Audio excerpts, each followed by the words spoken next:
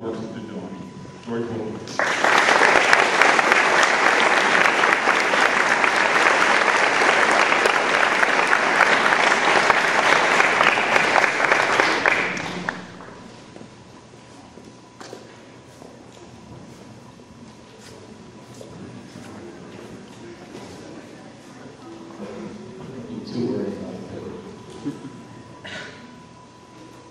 Wow, this is a great turnout. Let me first give you a little bit of an idea about my son Greg. Greg, both in Yardley, he played in the soccer fields in the back. He went to Grade 9 Academy, St. Joe Prep, and Duke University. And Greg was a winner. He loved to compete, and he competed hard during his lifetime. One of my favorite great competition stories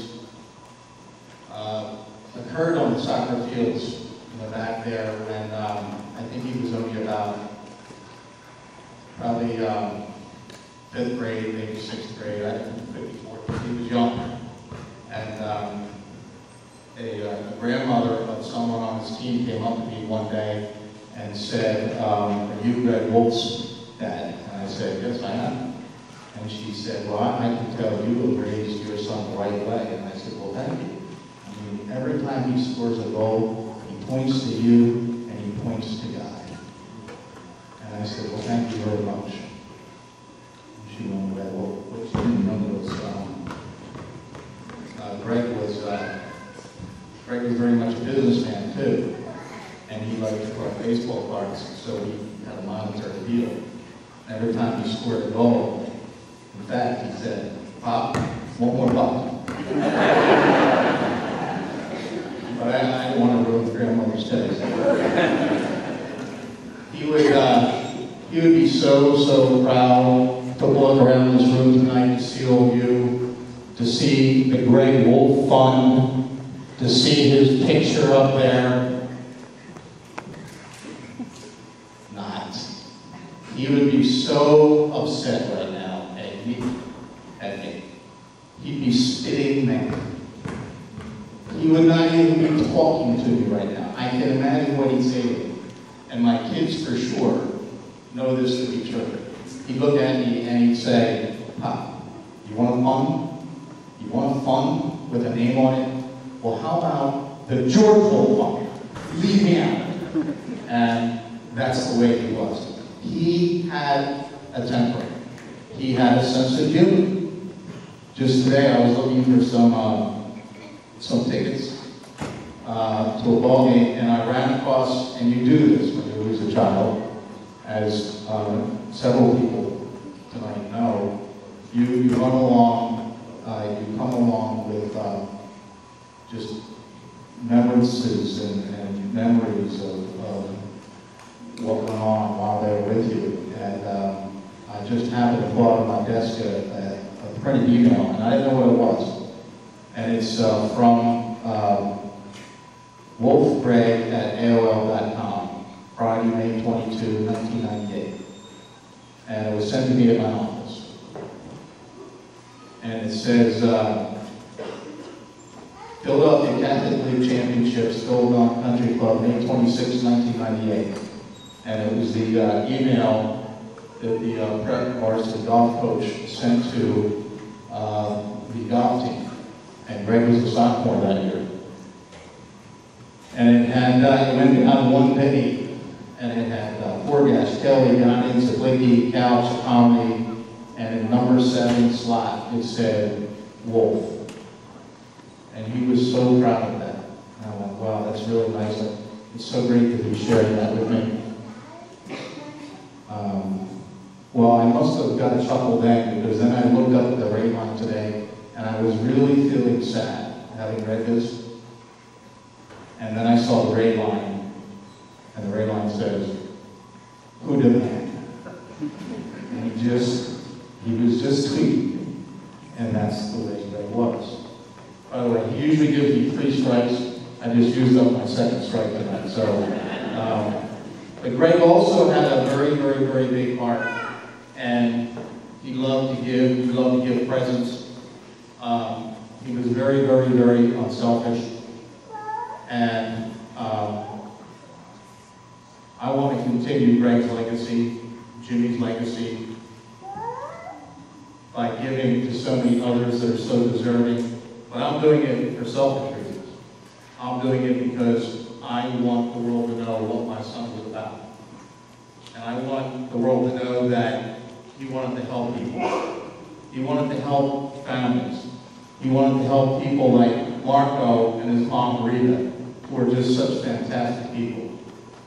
He wanted very, very much to beat cancer. But God decided that he needed him. And when God takes your child away, as the Wilkers know, and as the Chapmans know, you lose so much of your life.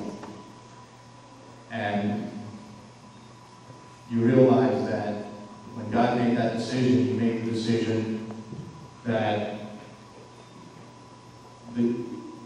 your child wasn't going to get married, your child wasn't going to have children,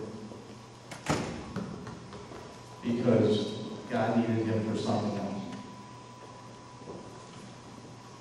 So, when God called Josh and Leah and Greg back to home in heaven, he did it for only reasons he knew.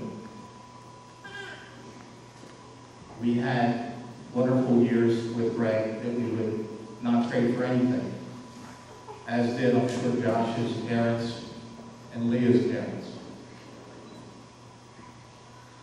And now we know God is at least sharing or revealing to us some things after Greg has left us.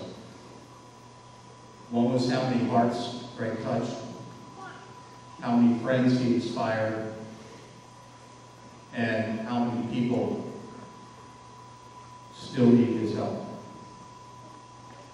1 in 6 families are touched by cancer. That's what the statistics say, 1 in 6. So, if you just count the number of families in here tonight, and your friends' families, that's why we're here tonight. We're here exactly for the reason Katie Noonan said we were here. We're here that someday we will never be putting up any more names on that wall. That's why we're here. We're here to beat cancer. We're here to fund research. We're here to give every day. Every day.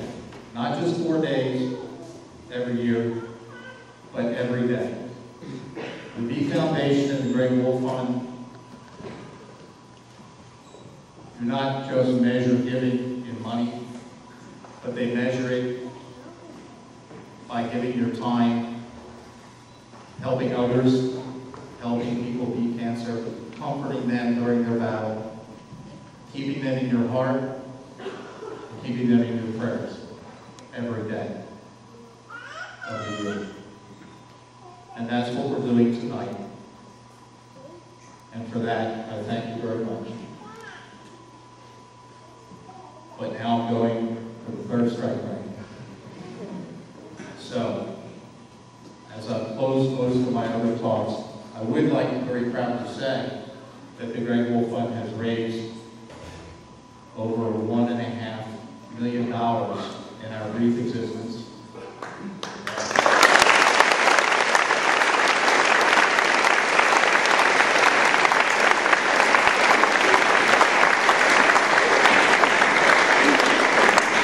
We've given $150,000 to cancer research and patients and the families of patients so they can beat cancer. And that's what it's all about. And that's why all of you who are working so hard to be here tonight and joining in this with us. And we've got to get back a little bit of screaming and yelling and basketball and our dancing DJ.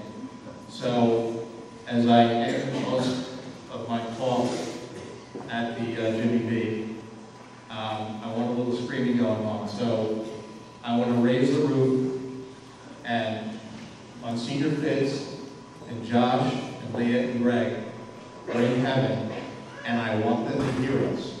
I want to blow this roof off.